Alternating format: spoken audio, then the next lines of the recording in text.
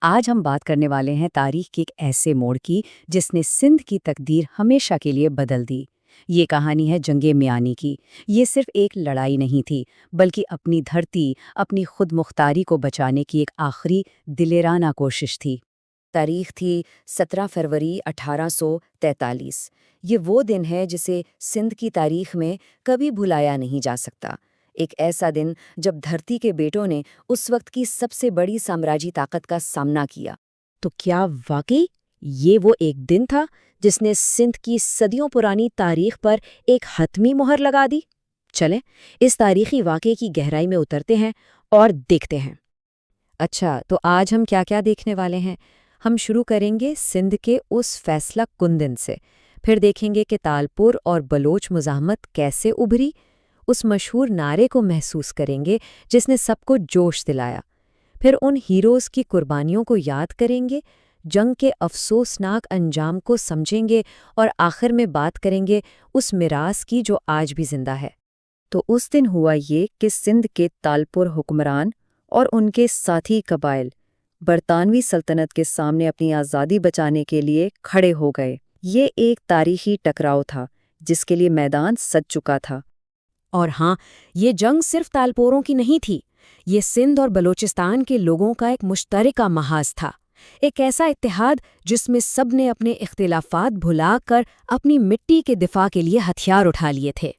اس مزاحمت کے بڑے چہروں میں میر شیر محمد تالپور جیسے رہنما تھے، اور ان کے ساتھ کندھے سے کندھا ملا کر کھڑے تھے سردار آدم خان مری اور دوسرے کئی بلوچ سردار۔ یہ کوئی روایتی فوج نہیں تھی، بلکہ اپنی دھرتی سے محبت کرنے والے جنگجوؤں کا ایک عظیم اتحاد تھا۔ ذرا یہاں دونوں افواج کے درمیان فرق کو دیکھیں۔ ایک طرف مقامی قبائل تھے جن کے پاس روایتی ہتھیار تھے اور دل میں بے پناہ جذبہ، اور دوسری طرف برطانوی فوج جو جدید ترین اسلحے سے لیس اور بہترین تربیت یافتہ تھی۔ مقابلہ شروع سے ہی غیر مساوی تھا، لیکن آپ جانتے ہیں، ہتھیاروں کی کمی کے باوجود ان کے پاس ایک ایسی چیز تھی جو کسی بھی توپ یا بندوق سے زیادہ طاقتور تھی، اور وہ تھا ان کا جذبہ جو ایک نعرے کی شکل میں گونج رہا تھا۔ مرویسوں سندھ نہ ڈیسو، یعنی ہم مر جائیں گے لیکن اپنی دھرتی، اپنا سندھ کسی کو نہیں دیں گے۔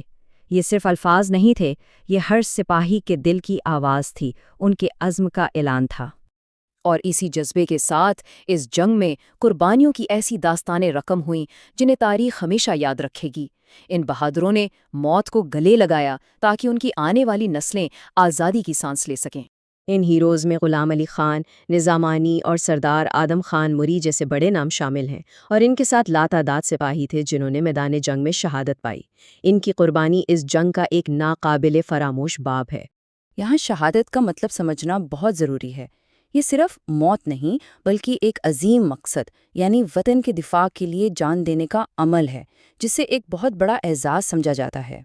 لیکن اتنی بہادری اور قربانیوں کے باوجود اس جنگ کا انجام کیا ہوا؟ افسوس کہ اس کا نتیجہ سندھ کے لیے ایک تاریک طور کا آغاز ثابت ہوا۔ دیکھیں چیزیں کتنی تیزی سے بدل رہے ہیں۔ فروری 1843 میں جنگ میانی میں شکست ہوئی، اس کے فوراً بعد تالپور حکمرانی ختم ہو گئی، اور اگلے ہی مہینے یعنی مارچ تک پورا سندھ برطانوی راج کے قبضے میں چلا گیا۔ تو آخر یہ ہوا کیسے؟ وجہ صاف تھی۔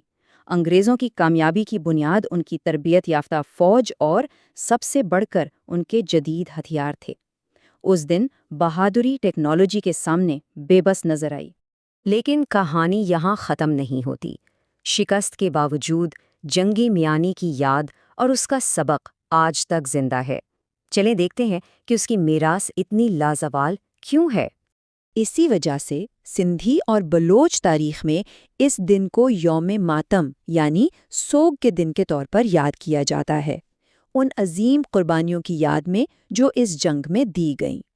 اور شاید سب سے اہم بات یہ ہے کہ جنگ تو ہار گئے، لیکن مزاحمت کا وہ جذبہ کبھی نہیں مرا۔ جیسا کہ ہمارے ماخذ میں بھی لکھا ہے، جد و جہد اور مزاحمت کی روایت زندہ رہی۔ اور یہی بات ہمیں اپنے آج کے آخری سوال پر لے آتی ہے۔ قربانی، خود مختاری اور مزاحمت کی یہ تاریخی داستان آج ہمیں کیا سکھاتی ہے؟